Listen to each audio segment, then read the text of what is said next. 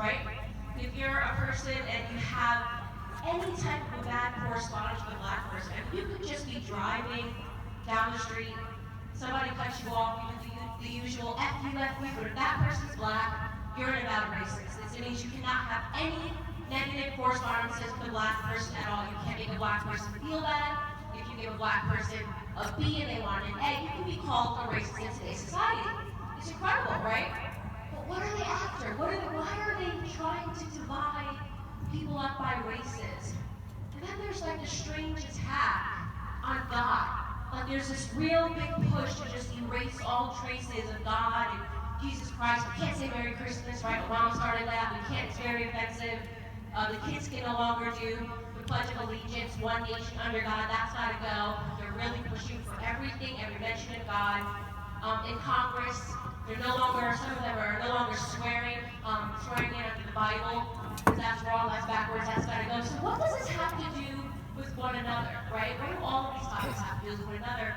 And I finally figured it out. That in every area, what they are trying to destroy is family.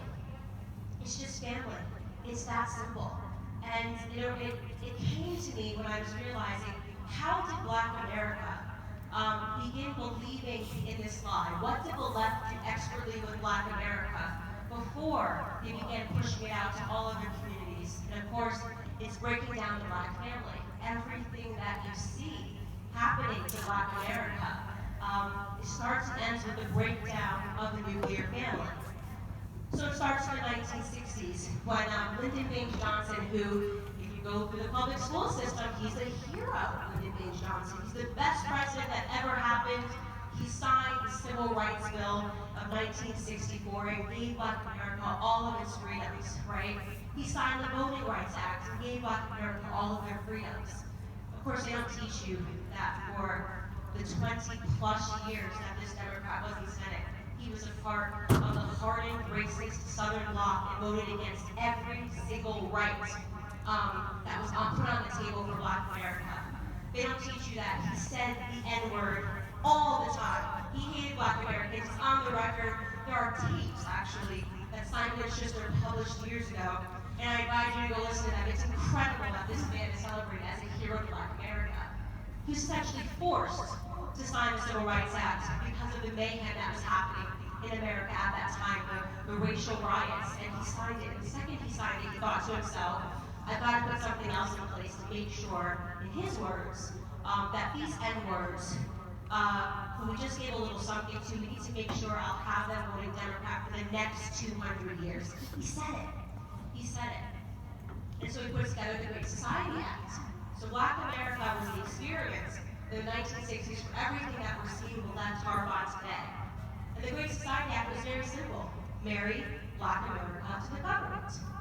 Send people in the government to knock on doors and to incentivize women not to marry the father of their children. Devalue men, right? Get the men out of the household. We'll give you more money the more children that you have, as long as there's not a man living in this house. And it's so much part and parcel of what we see today when we talk about devaluing men, right? In the 1960s, there was a report published by Patrick Moynihan. It was looking into the Negro family, and he said, oh my goodness, there's actually an epidemic happening in Black America today. Imagine this, in the 1960s, he said, the epidemic is that there's a very high single motherhood rate, and at that time, the single motherhood rate was 23%. And he said, everything will unravel if we don't fix this. This is very high, 23%. Today in Black America, the single motherhood rate is 74%, right? 74% of Black children are not growing up with a father in the home. So what happens? Well, the person to ask would be Barack Obama, because he gave a Father's Day speech that people like to forget, where he talked about what happens when you remove a father from the home. And he gave the statistics. He said you are 20 times more likely to end up in prison. Today you'll hear people screaming and rioting and saying, oh, look at the prison statistics. Black Americans, there's more Black Americans in prison. Well, because more Black Americans are committing crimes. Because you're 20 times more likely. This one simple thing, removing a father from the home, you're 20 times more likely to end up in prison. You are 9 times more likely to lead a life of crime, and you are 6 times more likely to end up in poverty if you just remove the father from the home. And so then we have radical feminism today. They don't just want the black fathers gone, they want all fathers gone. You want to talk about why they have these trans bathroom signs, this trans agenda, and women can be men, and teaching women, you shouldn't want a man, there's something fundamentally wrong if you want a man, you should want to aspire, career, do it by yourself, everything by yourself. And I'm okay with the radical feminist movement because eventually they'll die off, right? No men, I don't think it works out. Biology.